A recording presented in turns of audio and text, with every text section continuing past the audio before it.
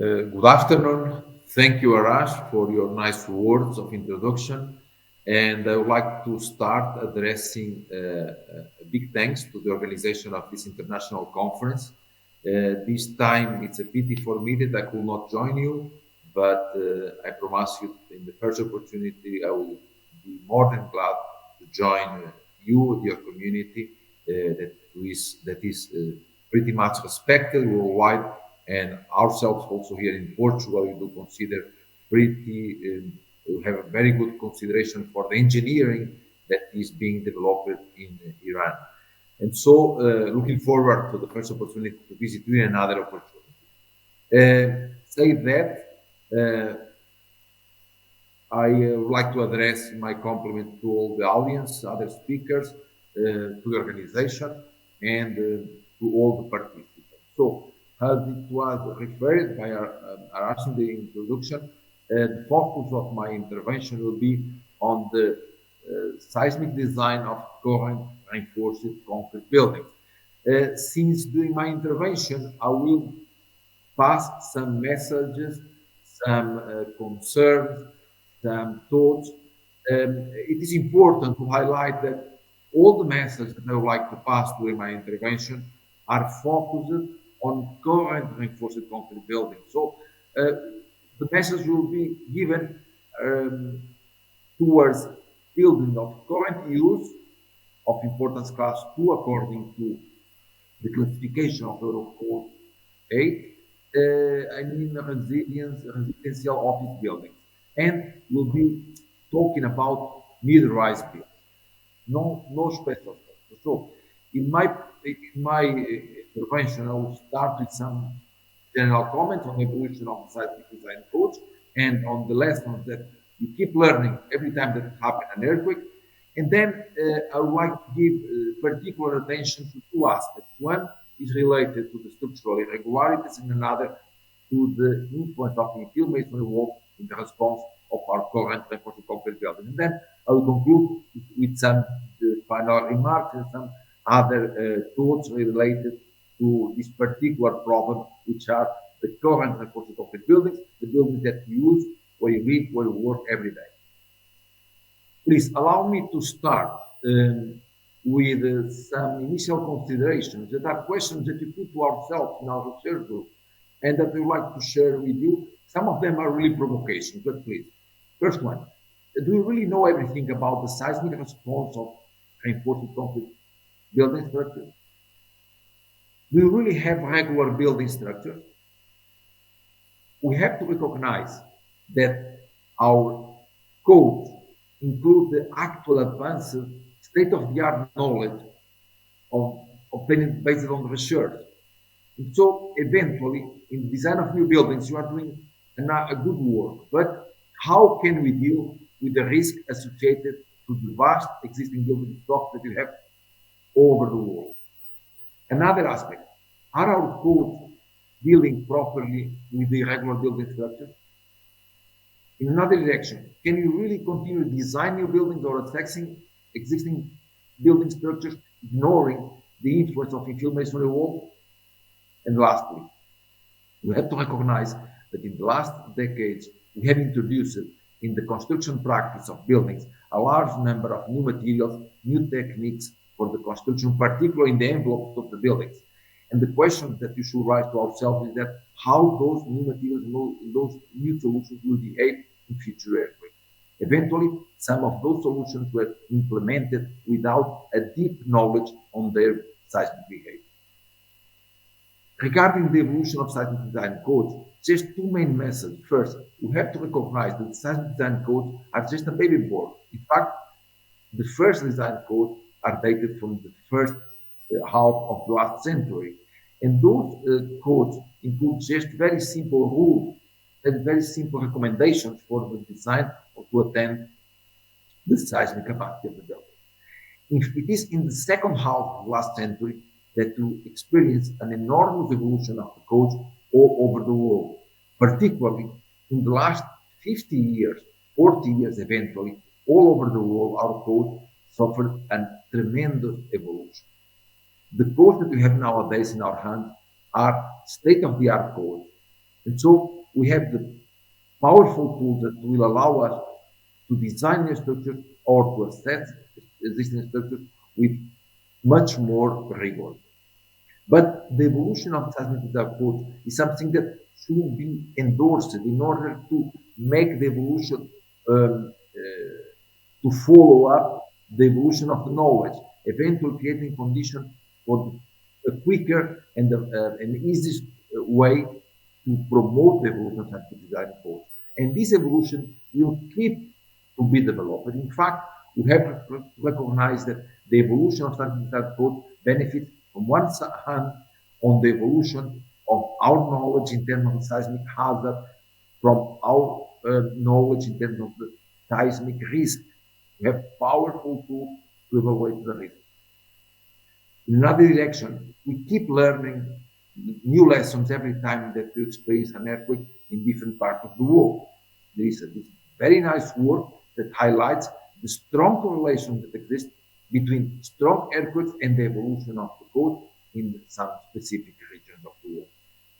In another direction, we have to recognize also that the knowledge has continued evolution. We have all over the world our universities, our laboratories, better and better equipped, allowing us to test full-scale flow components or full-scale structures that allow us at the end of the line to better understand the seismic behavior of our complex structural systems.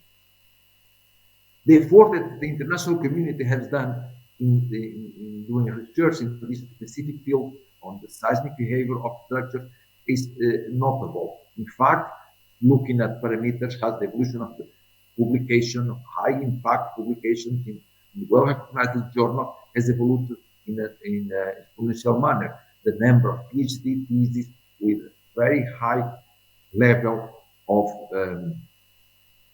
studies is impressive. And so all this knowledge that we are generating, financed by our national and international agencies, all the work that is developing in our university, in our lab, keeps generating information that is pretty much useful. So at the end of the day, it's influencing the evolution of the code. Also, finally, if you allow me to say, I truly believe that the concern of our society, but also about of our policy makers in terms of the importance of managing and reducing the seismic risk has also enforced the evolution of our code. Here in Portugal and in Europe, we use mostly the Eurocode that you all know, I'm sure. In fact, the Eurocode is nowadays a pack of codes that are gaining importance all over the world. In this slide, you can see the countries that have already adopted the package of Eurocodes, where it is included Eurocode 8, dedicated to the seismic design, but also you can see the countries that have shown interest that are under negotiation with SEN to eventually adopt the Eurocode in the future. The Eurocode, this set of European standards, is a dream that started in the 70s of last century, and it was an enormous work that had to be recognized and developed by our professors and researchers during decades that end up in the first publication of the Eurocode in the year 2007. From 2008 and next years, different countries, starting in Europe but spreading in other regions, started adopting the Eurocode entirely or at least some part of the Eurocode. In the case of Portugal, allow me to tell you that we have adopted the Eurocode only in 2019, and we had passed for a 3 years period of transition. So it means that between 2019 and 2022, it was allowed in Portugal to design our building according to the new Eurocode or eventually based on our former national code. Since 2022, we are designing all our structures only based on the Eurocode. We have to recognize also the importance of improving, updating our Eurocode. And so we had started here in Europe dense work in the updating of the Eurocode. And so the second generation of the Eurocode is like to appear in the couple of years ahead. So we expect to have this new generation, the second generation of Eurocode published soon. reflecting the evolution of the knowledge and that you have gained, both from research space but also from experience in field. And then, of course, the work does not finish here. I truly believe that our universities, our labs, should continue doing their work in order to generate new and updated information in order to influence the third, fourth, and the next generation of the international standards, in particular of our Europol. So please allow me to stop here for a couple of minutes. In this slide, I highlight the numbers related to some of the earthquakes that affect the southern Europe, but also extending to Turkey and Syria. So in the last 20 years, essentially, these are the numbers. So these are numbers in terms of people affected, deaths, homeless people, and also in terms of the economic impact. In fact, these numbers should make us think and should make us do some action. In fact, you should have to recognize that even though the code has evolved a lot, even though the knowledge has evolved, there are still tremendous work to do. We should push our society in order to increase the concern about this problem. We cannot accept that this number will keep growing and growing in this manner in the next earthquake. And why our current reinforced concrete buildings behave eventually poorly and eventually collapse during the earthquakes? In fact, we will know very well which are the problems that may conditionate the behavior and the performance of our building. Among the main problems that make influence or tend to induce the collapse or poor performance of buildings, I should highlight, you recognize that it's very common, based on the report that we can read after the earthquake, so based on our observations in situ. So we have recognized that stirrups or oops detailing or quantity is one of the main causes of poor performance. Problems related with detailing, problems associated with the insufficient or inadequate capacity of beam to column joints are commonly one of the more important causes of damage or poor performance of buildings. Being with column mechanisms or the well-known short column mechanisms often provoke poor behavior and eventual collapse of our building. Bounding interaction, but also the irregularities. The irregularities is also one of the biggest problems our building, our current buildings face. Looking back to the experience that we have gained in observing this and analyzing the effect of these recent earthquakes all over the world, but particularly also in Southern European countries, we have to say that, in fact, modern buildings designed properly according to our modern codes and constructed with rigor, they tend to behave fine. So it means that the work that we have been doing in the research, the work that has been done by our engineering community tends to create a safer built environment. But the main problems are, first, concentrated on existing buildings, eventually designed according to old codes, or eventually non-properly designed or not properly constructed. But for new buildings, even though they tend to be better designed according to our actual rules, there are two main problems that are for us big concerns. One of them is related with the irregularity, and the second one is related with the influence that infill masonry walls may have in the response of those buildings. In fact, we all know the type of damage that infill masonry wall in facade or interior of our buildings may experience to the in-plane demands of earthquake. In fact, the type of masonry that we are using in our buildings can be very strong, but may have a very limited capacity in shear. But what has been for us a big surprise in this last earthquakes in the last 2 decades is the number and the extension of the collapse of the infill masonry wall in the facades out of plane. In fact, and these are just examples of the type of damage that we have seen in our building envelope. So all the facades, very heavy, slender, non-properly connected to the structure. In the case of double lift walls with an improper connection among the two lifts may end up creating this type of problem. This picture, allow me to stop here 1 minute just to reflect what we have seen with our eyes in many buildings in Aquila, center of Italy, but also in Lorca, south of Spain. We have seen many buildings properly designed and properly constructed without any single damage in the structural system, but with this level and detection of damage in the non-structural elements, particularly in the envelope of building. But of course, short column mechanisms, as you know, are influenced by the are reduced in the damage of our buildings due to the influence of the inflammatory wall. But we have seen, and you keep seeing in many situations, as it was the case in Lorca and south of Spain, many buildings, modern buildings, without any single damage in the upper stories, but with the ground story totally destroyed and damaged due to the presence of a soft story mechanism, and in this case, due to an irregular distribution of the infill masonry wall in height.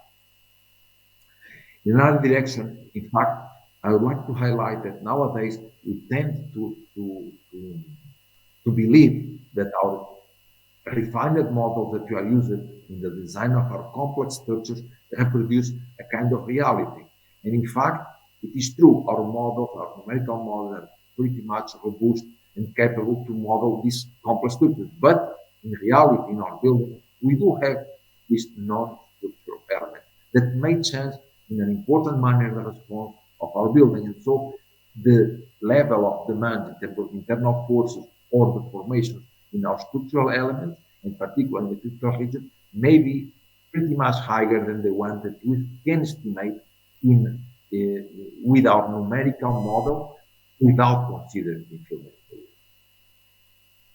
We had also chance to visit Nepal after that in 2015, and again, now we are moving to a region in which there are specific characteristics of the construction practice and design that influence the extensive damage and collapses that we have seen in Kathmandu, in Bhaktapur, essentially. So, in fact, among the most common causes of damage and poor behavior, I will highlight poor material, poor workmanship quality, but again, the irregularities, especially in those type of current buildings without specific seismic design, in buildings that were built following the well-known rule of thumb that are available in Nepal, especially in those buildings in which there are changes in the structural system, increasing the interstory height in the lower stories, eventually installing shops in the ground story with a reduced number of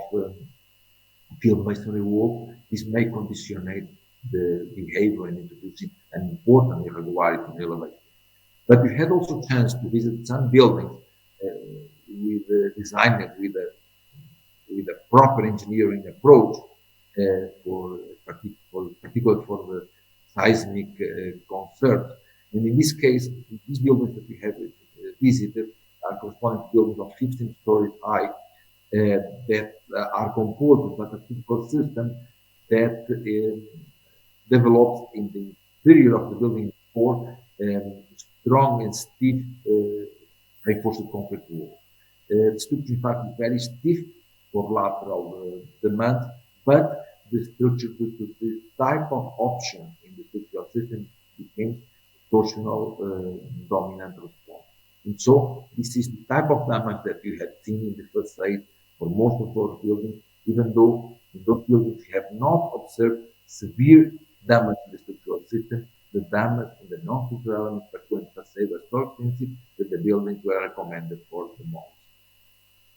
More recently, in 2017, we had also the chance to visit the region affected by the earthquake in Mexico. We're talking about an area affected that affected many buildings, creating collapse and very poor behavior in close to 100 buildings. And among the causes of damage or poor behavior, again, the same problem, poor material and all the type of problems that we have said before. But allow me here to highlight two problems. One of them, an important number of the buildings that collapsed were buildings with flat slab systems. And again, the irregularity, especially in building corners. There are several buildings that collapsed or experienced severe damage due to an irregular distribution of fields in plan. In building corners, we do have two facades that are oriented towards the streets that meet in this corner with a large number of openings, while the other two facades are defined with walls without any openings, so creating an important torsional or inducing an important torsional response of the building, as you can see in this video.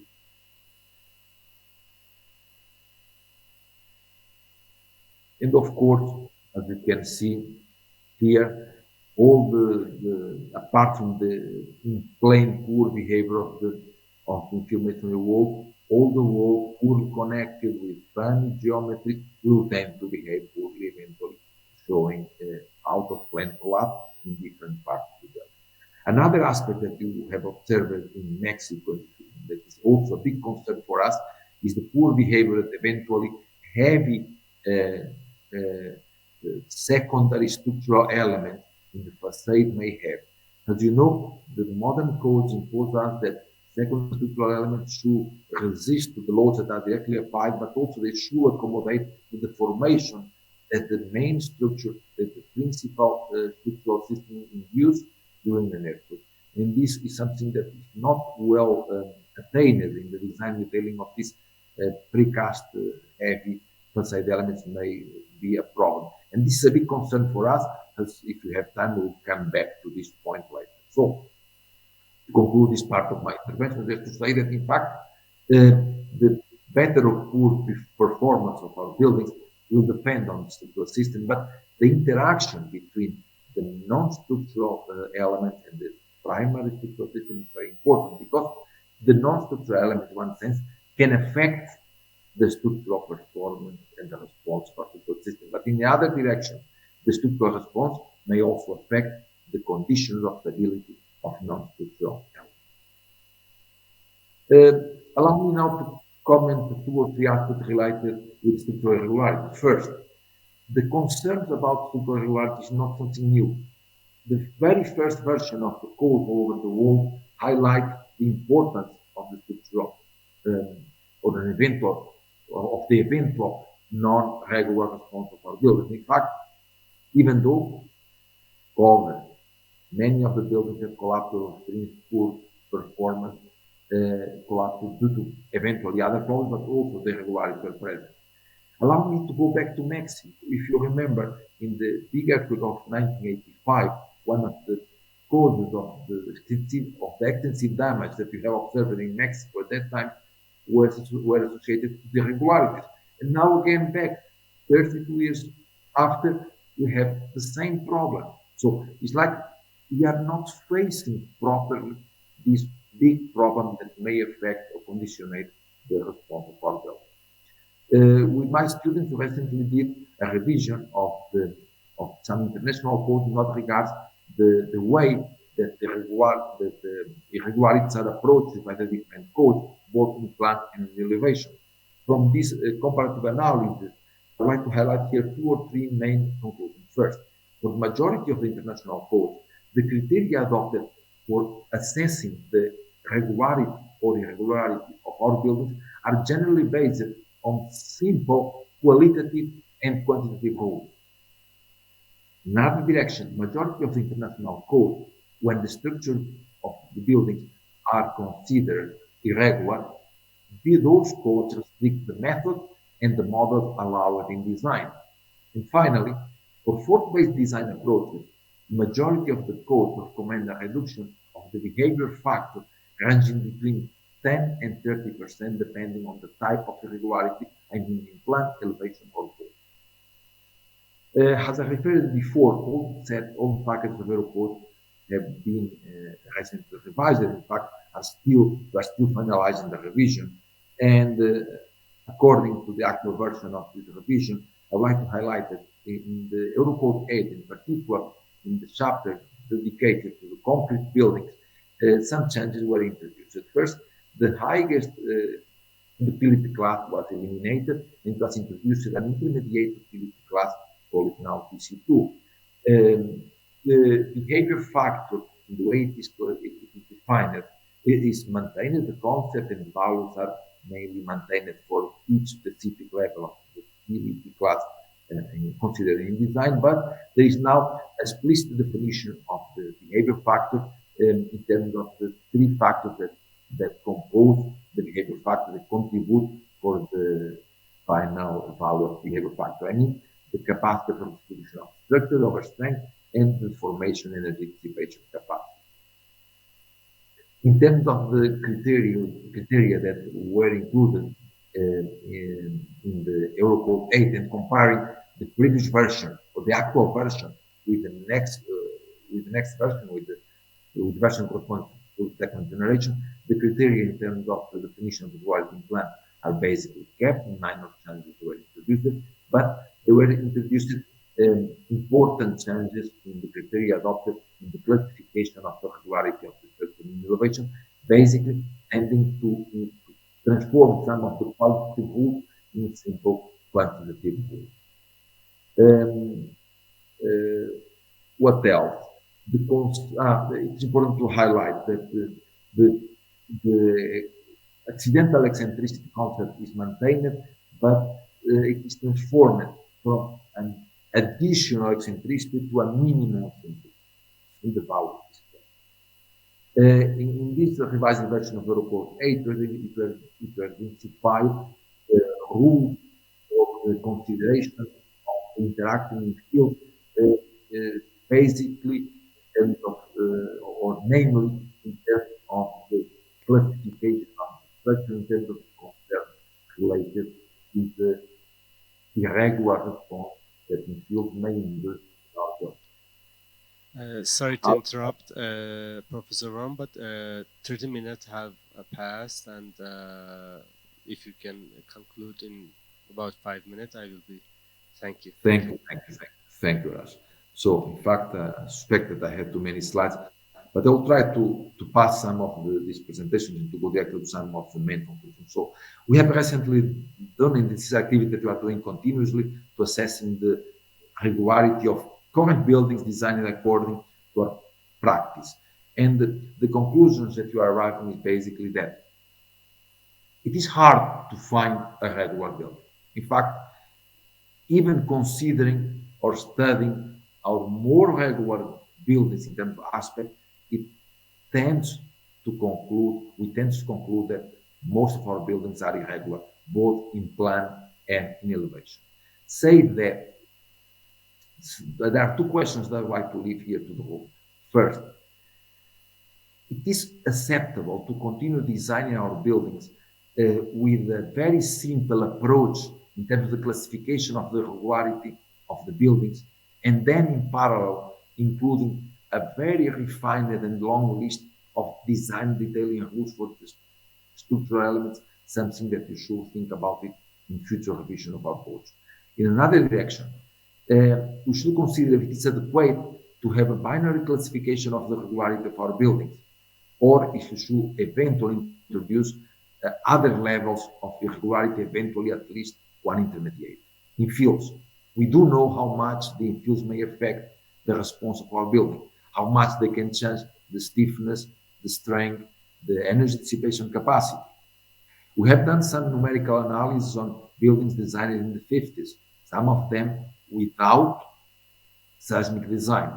These are three buildings we have studied, two in Porto, my city, and one in Lisbon. Those two buildings, for those buildings, we have developed and calibrated numerical models considering the influence of infields. And then we have played with the influence of infields, analyzing those first two examples that corresponds to regular structures with regular distribution of infields. We have confirmed that we already know. In fact, for lower earthquake input motion, the infields may tend to control the deformation in the structures, may tend to save the structures. But when they fail, the infields, they tend to fail in a fragile manner, normally in the lower stories, inducing the soft story mechanism. This third example corresponds to a regular structure with irregular distribution, with a pronounced irregular distribution of infields in height. And here, we don't need too much calculation. We already know, or we can estimate how this building will tend to respond due to earthquakes. In fact, for this building, with a regular structure, but with irregular distribution of infills in height, we have to consider that the infills practically do not allow the structure to deform in the upper stories, concentrating all the deformation in the lower stories. Eventually, when you compare the response of structure with and without infills, eventually may have much larger demands in terms of interstory drift, in terms of local deformation in structural elements due to the presence of infill. So the infills may change in an important manner the response of the structure, eventually creating concentration of demands in some parts of the structure much larger than the ones that you can estimate without considering the infills. Here in our labs, since we have a strong concern about out of plane, we have installed platform that allow us to test out of plane behavior of full-scale infill masonry walls. We have done different studies, studying the influence of the condition of support, workmanship quality. We have studied the behavior of different masonry walls. We have also studied the influence of minor in-plane damage in the response of out of plane.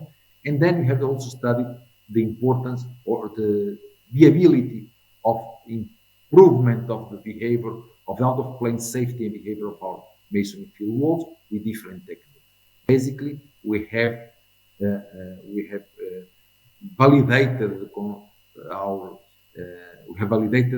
that with cheaper and easy solution to apply eventually in the plaster, we may improve the behavior out of plane of our masonry field walls, increasing eventual capacity, but not less important, increasing the deformation capacity and preventing the collapse, and in this way saving our lives. I will pass this part, just go to the final conclusions. I would like to say that the evolution of the materials and solutions that we have adopted in our current buildings in Southern European countries has evolved in this manner. We have started constructing our buildings normally with frames in the beginning, in the 30s, 40s, and 50s. Then, with the increasing of the demands, we have passed to introduce in our structures strong reinforced concrete walls. Actually, the market is being forced to introduce more and more flat slabs, and due to the lack and high and expensive workmanship and materials, we are introducing more and more precast elements. We are precasting the overall structural parts of the structure more and more. But considering the non-structural elements, particularly the facade, the evolution was more continuous. So in fact, as you can see, due to the increase or the reinforcement of the rules for the concerns on thermal comfort, or for the concerns on the acoustic comfort, and for the concerns on the energy savings, we have changed continuously the solution that we have introduced in terms of the envelope for our buildings. Okay, and so say that we tend to have in our designs a very rigorous and detailed recommendation for the structural elements, but eventually don't have, or we have very simple drawings and detailings of our non-structural elements. We have to say that we will keep introducing in our build stock heritage eventually vulnerable solutions. We should increase our concerns about those non-structural elements, particularly in facades, because all the final shapes of the infill masonry walls or the envelope or of the elements that are included in facades may behave poorly in the future. Another aspect, if you analyze the structure of costs of our current buildings, we have to recognize the foundations plus the structure represent only 1/3 of the total cost of our buildings, at least in my region. And this value tends to decrease, while the partition and the envelope walls and other elements introduced in the envelope of our buildings are of a similar value and tends to increase. So the structural cost will not be is not and will tend to be less important decisions. This we shall to take in consideration when we start approaching the design of our building. Again, precast we are assisting in different regions of the world an intensive interest of the industry due to the reasons that I already said, to introducing more and more the precast in construction. We should put our laboratories, our knowledge, our capacity in support to the industry in order to avoid the introduction of vulnerable solutions in our buildings. We have assisted recently to an important increase of interest on the introduction of 3D printing for the construction of buildings, at least of low height or high rise buildings. We should also put our capacities, our laboratories, our knowledge in support to the industry and to the architects in order to avoid the construction of vulnerable solutions. Finally, we should recognize that all the international codes, as well as the Eurocode 8, present normally in the introduction a long list of principles, a good principles that should be followed in order to promote better seismic behavior and performance of buildings. But then we have to recognize that we have the infill masonry walls that may change some of these realities. We have to highlight also that most of the international codes, including the Eurocode 8, allow the design for the building exploring high levels of ductility. But then we have the infill masonry walls that may not allow the structure to develop and to explore the ductility that we have, for which we have designed our structure and that we have implemented with the detailed rules that we have adopted in the detailing of our structure. Another aspect I would like to highlight is that if you compare the level of the number and the detail of the rules, including our codes, in what regards the design and detail of structural elements with what you have for non-structural elements, there is here a big inconsistency. And so the evolution of the codes, even though it is a very difficult problem, has to be in order, in my opinion, in order to try to better represent the influence of the infills or to introduce some limitations. The irregularities, all that we have seen in these past earthquakes that we keep seeing every time that we have a strong earthquake, keep us recalling the importance of the irregularities. Another question that I would like to leave here to the room: can you still allow the design of the building structures for high levels of ductility when you have interacting non-ductile infills? Finally, we have to recognize that the seismic design, even for simple reinforced concrete structure, is a complex iterative procedure. The designers have to attend to a long list of concerns, detailing rules and concepts. But please allow me to highlight here two aspects that should not be never overlooked. One of them is aligned with the irregularities, both in plan and elevation, and the second one is related with the influence that infills may have in the response of the structure, especially when those infills induce an irregular behavior of our buildings. And to conclude, just to say that in our current buildings, we have assisted to an important increase in terms of demands, in terms of concerns, in terms of exigencies of our buildings, especially in the facades. So considering the increased interest that we have done to architecture and the aesthetic aspect, very important problem, but also the concerns on thermal insulation, acoustics, moisture, fire safety, sustainability, etc., has induced an increase in terms of a strong and relevant increase in terms of demands that we have in our buildings, particularly in the envelopes. But we have, from the engineering, we have to develop solutions that should attend to all those very important requirements, but the solutions that you are designing and implementing in the construction of new buildings or in the retrofitting of existing buildings should be earthquake safe. With that, I will conclude. Thank you for your attention, and sorry because I overpassed the time that it was arranged.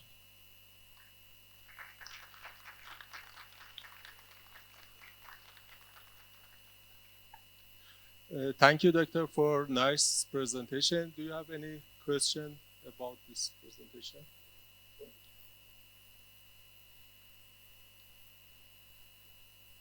Okay, I have a question about the futuring combination between 3D printing and masonry building. Do you have any suggestion for Wonderful this? question. As I briefly referred in my presentation, in fact, we are assisting to a strong interest, a strong increasing interest from the industry, from the architecture, from the private owners of the use of new technologies for the construction.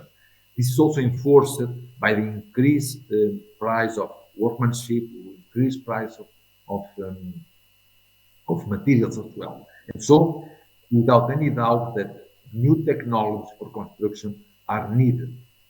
The 3D printing is offering us eventually, can offer us eventually some solutions. Will not solve all our problems, but for certain particular applications, especially if we are able to develop more sustainable materials, we'll be able to use much and much more this solution, both to print the full construction for low-rise buildings, but eventually also to print structural components. I truly believe a lot. What is my main concern, and I would like please to highlight it and share my concern with the audience, that we should really put all our effort, all our knowledge in service to the industry in order that the solutions that will be developing in the near future, eventually with reinforcement, some of them without reinforcement, but should be deeply studied, tested before introducing it. Thank you very much.